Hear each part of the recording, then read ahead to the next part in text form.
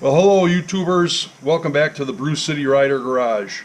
I'm back here for part 2 of my Road Glide wheel removal and tire replacement project. As I said in part 1, I'm not intending this to be a how-to video, but just to take you along for the ride to watch a first-timer perform this job, and hopefully you can get something out of it. So I'll link in the description to part 1, which was a lengthy video because I added a Harbor Freight lift review. So this one should be quite a bit shorter. So since I posted the last video, I've since taken my old tire and wheel into Firehouse Performance in Kenosha, and I called around for some quotes, and I thought it would be 25 to 40 bucks, and yeah, they were right in there. They charged me $35 to mount and balance my new tire right down there. So I had on the Harley branded Dunlop, you know, the original tire, which I got just about 14,000 miles out of. And this time I went with a Dunlop American Elite.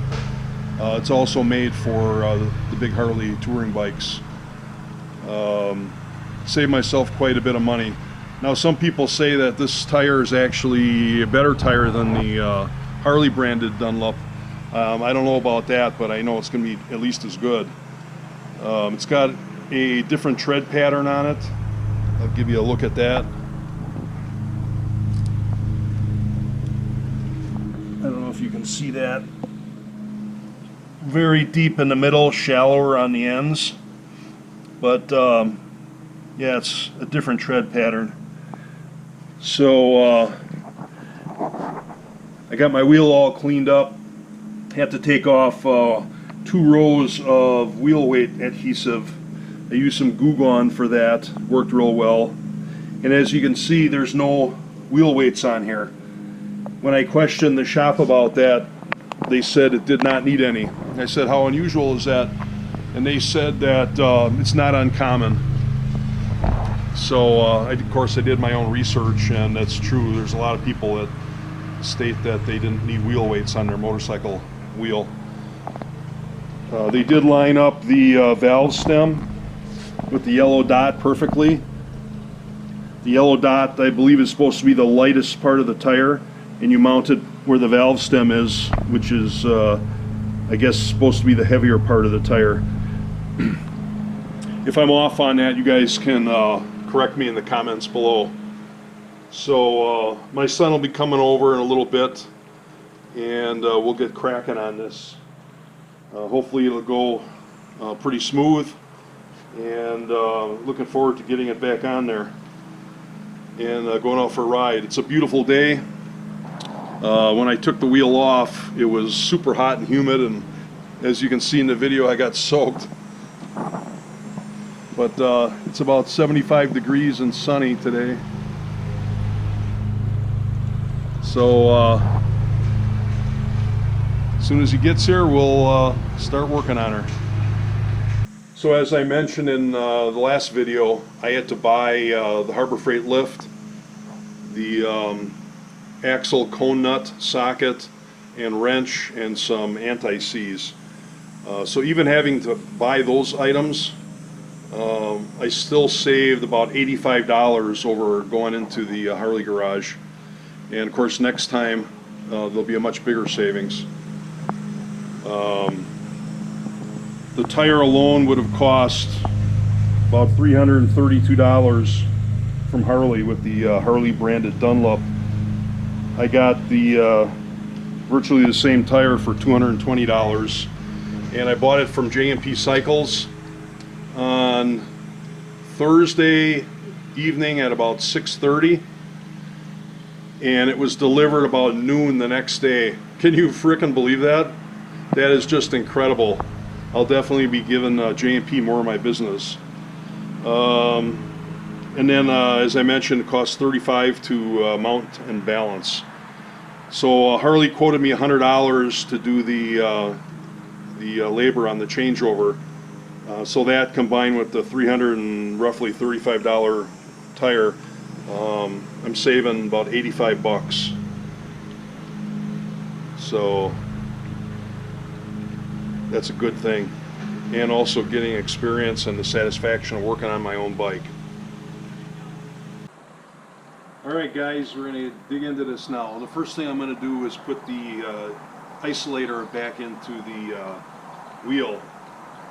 So before I do that, I'm going to lube it up with a 50-50 mix of isopropyl alcohol and water.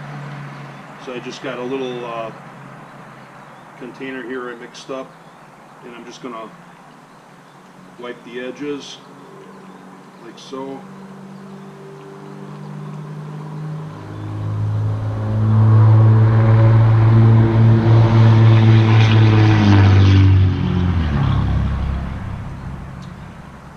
And then I'm also going to wipe down the outside of the isolator receiver.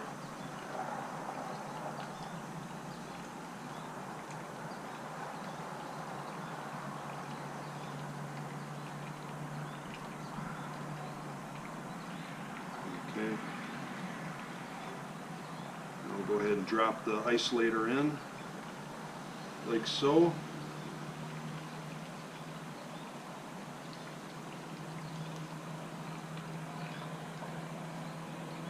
And then before I put the sprocket on, I'm going to put some anti-seize down into the bearing.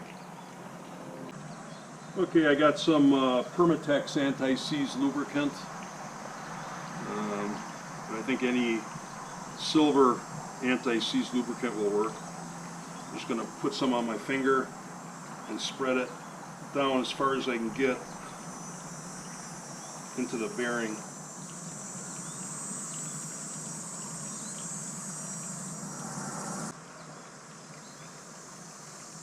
Now I'll put some down into the sleeve of the sprocket.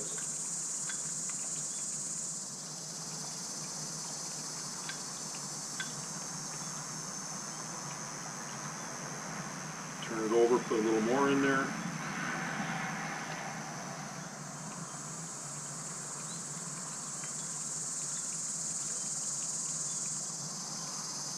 Get it down as far as you can. Okay, now I'll get a little more of my 50-50 solution down in between the isolator before I put the sprocket in.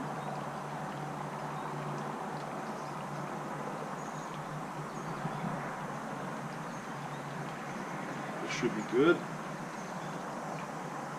Now we'll install the sprocket. It just sets right in.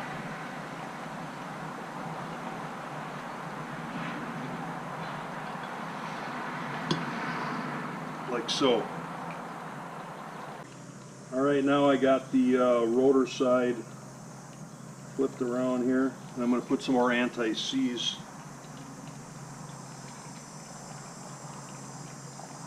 down into the bearing.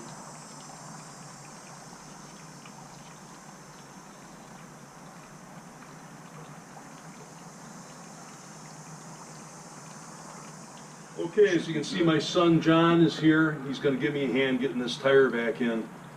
And you guys don't know it, but John is a musician, and he's the one that did the little riffs for my intro and actually a new outro that you haven't seen yet. So anyway, so I loosened the strap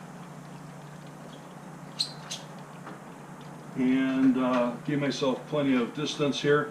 Now I'm going to jack the bike up and John will slip the tire under. Alright, here we go.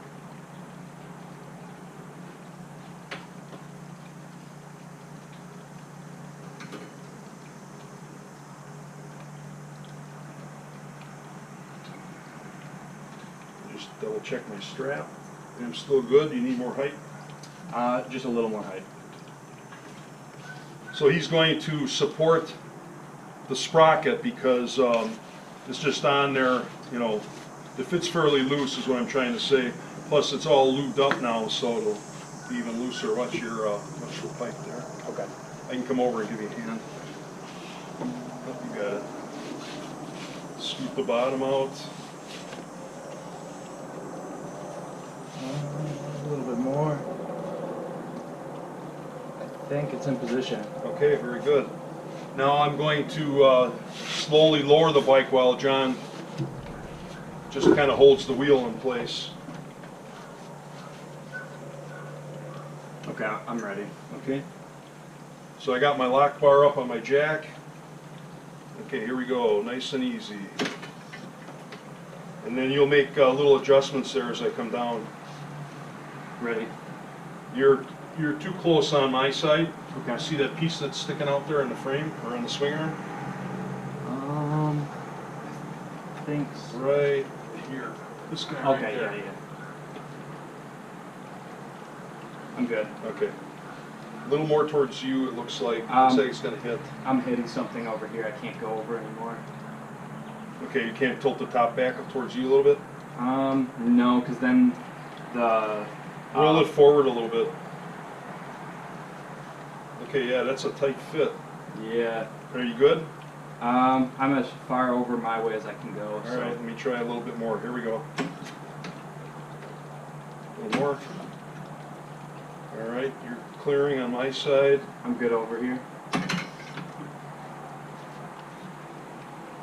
Okay. I'm good. Good. Okay, now we got the rotor to watch on my side. Okay. Scoot the bottom of the tire towards you. Okay. I'm good. Okay, here I go. A little more. A little more. All right, let's stop there for a second and see if we can get the belt started. All right.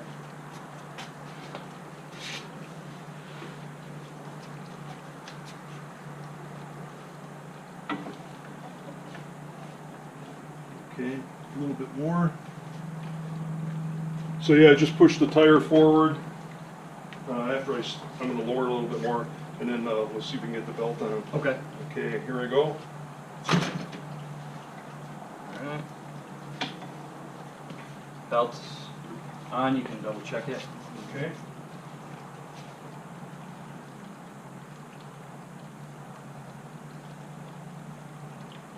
All right, I got to go up now because I'm too low. So I'm going to raise it up a little bit now. Okay. The belt is on.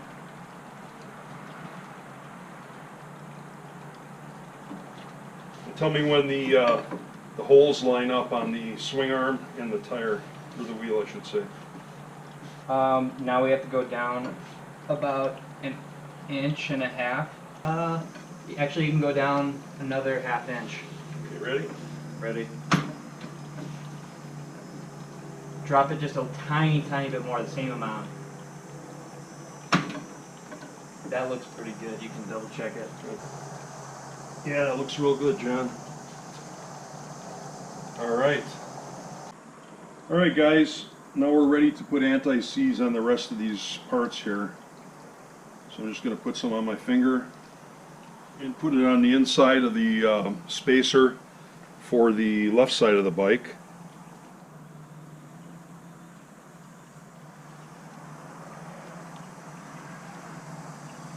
Okay, and I'll be wiping the excess off.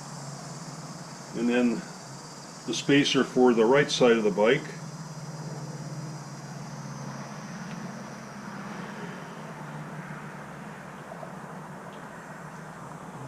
And then just the back of the cone nut, just the back side, not get any on, being careful not to get any on the threads. Just a thin coat.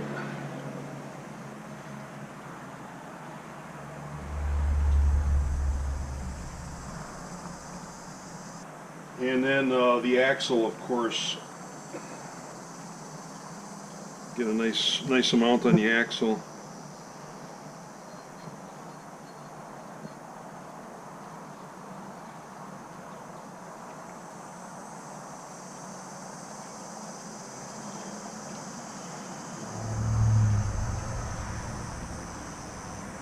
And then I'll start spreading it. There we go. Now we're all ready to put the start feeding the axle in from the left side of the bike. Oh, and I got to get some anti-seize on the inside of the caliper support.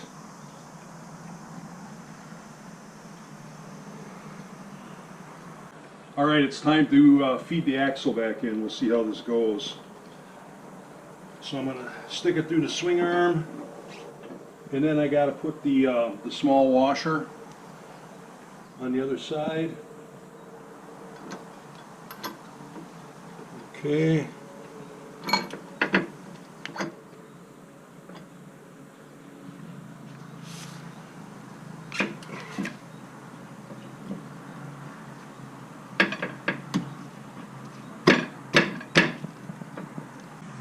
Alright, so I am having to tap the axle in with my rubber mallet, and now we're to the point where we have the cam here that we gotta try to work underneath the saddlebag support. So my son's gonna pull the bottom of the tire that way. Okay. Alright. Okay, now let it go back the other way. A little more. There's it. Good. It's good, other than I still have to pound it. I could pull it back some more. Okay. Okay, now start letting it down. It broke through on this side. Alright. So that actually wasn't too bad. The trick is you got to raise it up a little bit and then pull the bottom of the tire towards the right side to scoot this underneath it, the cam. Belt tensioner cam. Try to hold the tire this way. Okay. No, from the back. And I'm going to let it down.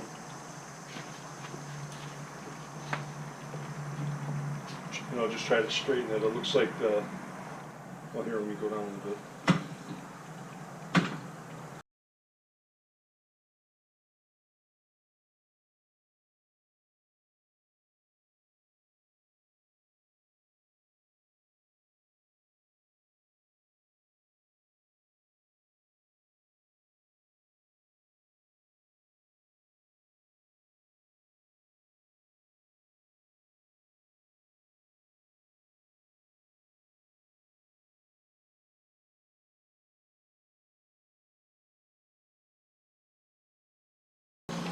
Now I'm going to pound it home, hopefully.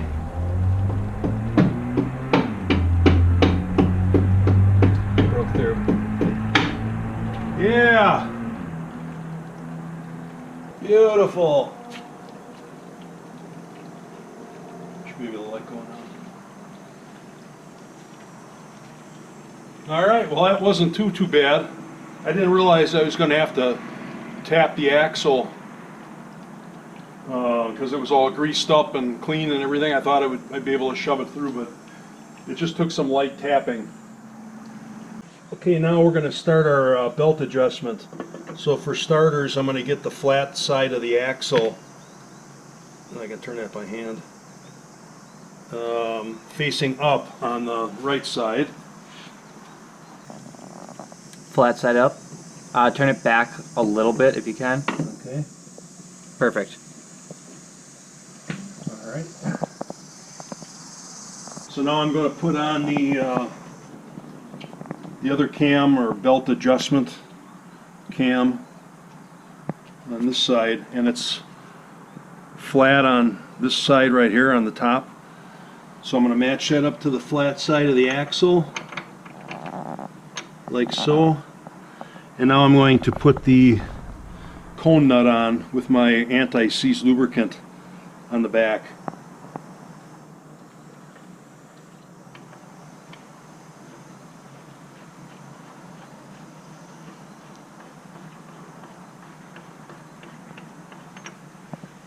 Just get that finger tight.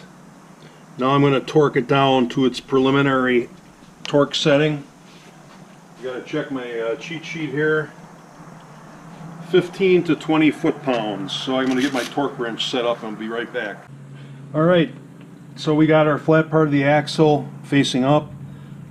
I got the cone nut finger tight. Now I'm going to torque it to 20 foot-pounds, which is the preliminary torque setting.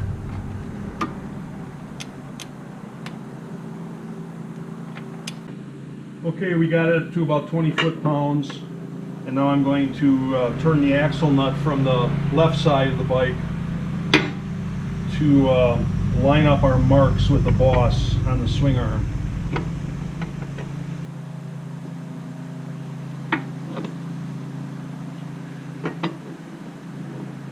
It's tough getting this wrench on here.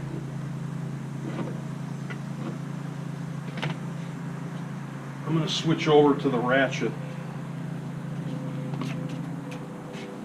It's too hard to get that wrench on there. See if I can get this on.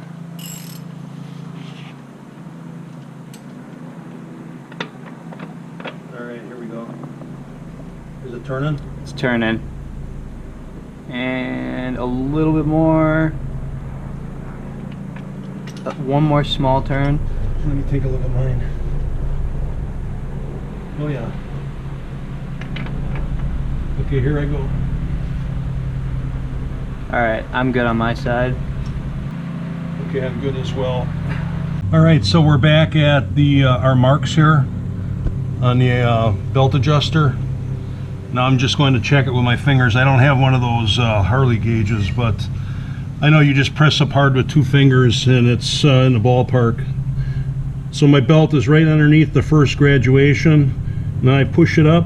It doesn't go any higher. 1, 2, 1, 2, 3, 4, 5, 2, 3, 4. Now it's just under the fifth one. But anyway, I know that's exactly how it was before because I checked it before I took everything apart. So on to the next step. Okay, so we got the belt all adjusted up. We went back to our previous marks and I checked the belt and it is good. Now I'm going to torque it to 100 foot-pounds.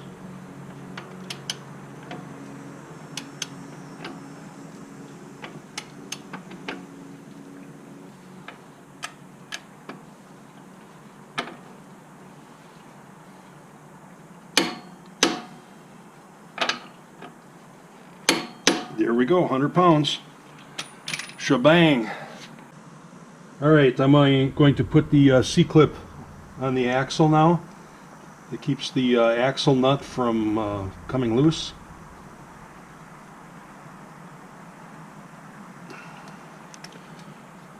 Easier said than done, I guess. Why wouldn't it be hard? Again, not like you see on the internet. Alright, back at this E-clip installation here. I believe I was mistakenly trying to put it on the thread right there. And when I used two hands and all my strength and it wouldn't budge, I thought, well, back to the drawing board. I went back in and got in the computer and checked a couple of videos, and it looks like it goes on this machine groove in here. Although I could have swore when I took it off it was on there, but that might be my mistake. So I will attempt to now put it in this machine groove right there. Okay, here we go. That apparently is where it goes. Alright, live and learn. That's one of the reasons I'm posting this video, so you can learn from my mistakes or also for what I'm doing right. Alright, time to install the caliper on the rotor. So I've had it sitting on the floorboard support during this whole project. Now I just gotta feed it back through very carefully. I'm gonna figure out how I did that. I think I had to go like that and then like this. Yeah. And then fit it over the rotor.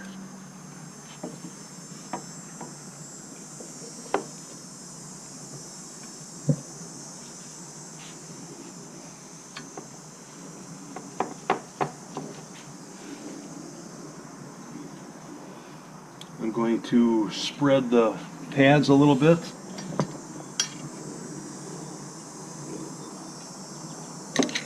we go.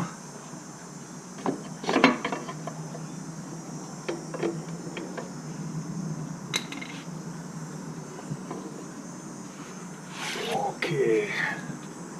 And I did inspect the pads. They were fine. They were about halfway down, I would say. Okay.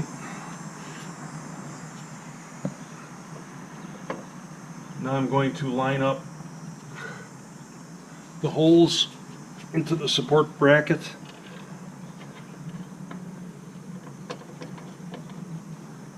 And get these started. Get the bolts started. Let's see, it's hard to see in there. Up a little bit.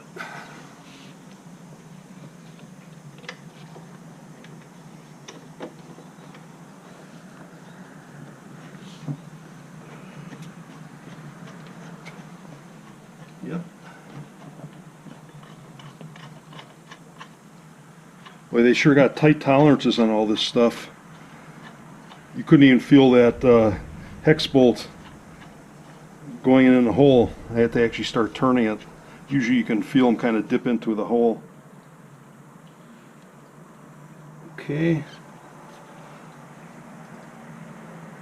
Alright, so those are finger tight. And now I have to get my torque wrench ready. Okay, now I'm going to torque down the caliper bolts. It calls for 43 to 48 foot-pounds. I got my torque wrench set at 45. And again, that's a 8mm socket, not a 10. I'm going to snug them both a little bit and then crank them down.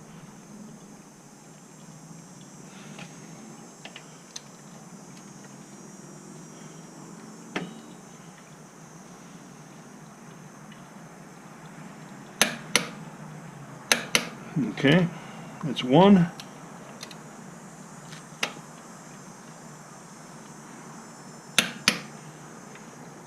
And two. All right, brakes are back together. Now the last thing on the brakes, don't forget to clip your line back in. There's a little clip down here. Okay, now we're working on the exhaust pipes. First thing is to get these Vance & Hines brackets back in. Definitely use some Windex because that is a tight fit. It's taken me about 5 minutes to get it this far. And now she's through. And then I'll leave it right there and adjust it as needed. So this is the one the Harley shop messed up. If you see in my last video, when I took the bag off, this rubber piece was on an angle half in, half out. That's why my pipe was misaligned. Okay, now I'm reinstalling the Vance & Hines high output slip-ons. These particular ones, the Vance & Hines goes on top. These were a bitch to get off, I'll tell you. Hopefully they go on easier.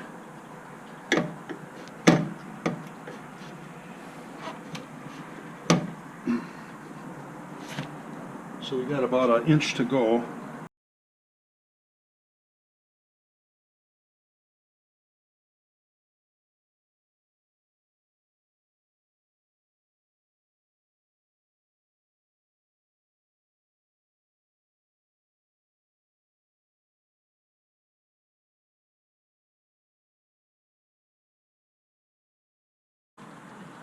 Alright, so with the help of my son, we wiggled the slip-ons on. It wasn't really too bad, but having an extra set of hands sure helps.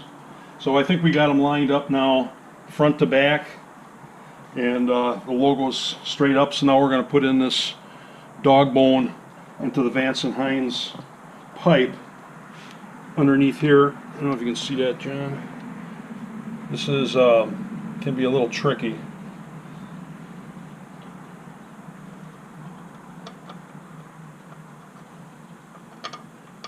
Okay, it's over there.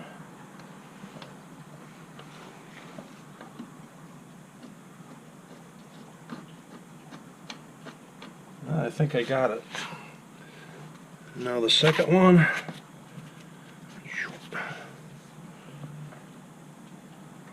Okay, See, it's too low, so I'm going to get my screwdriver, hold it up a little bit. See if I can get my hand in there.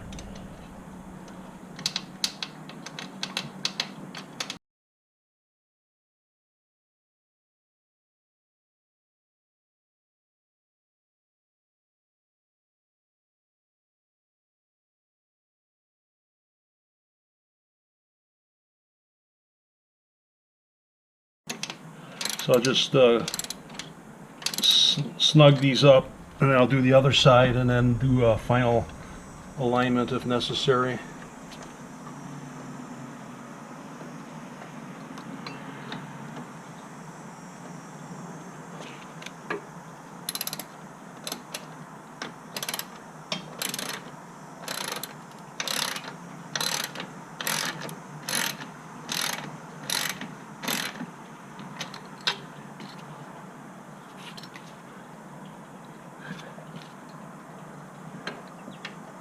And don't forget, before firing up your bike, to wipe off all the fingerprints, as they could get burned into the pipe, supposedly, if you don't wipe them off. Alright, that's snug, and this rubber grommet is in correctly, and so all we got to do is tighten up our 9/16 deep well nut on this clamp. And I'm going to snug that up because I had loosened it. But same procedure on the other side. And then throw on our side cover and our saddlebags. Take it off the jack and go for a ride. So I'm pretty happy with the way it went. Hopefully, I guess if I can do it, most people can do it, because I'm not a mechanic or anything. But in my retirement, I'm trying to do all this work myself, just because I can. I have the time and I want to save some money. So that'll do it from the BCR garage. Thanks again to my son John. I couldn't have done it without him. And live hard and ride easy. BCR signing out. Later, guys.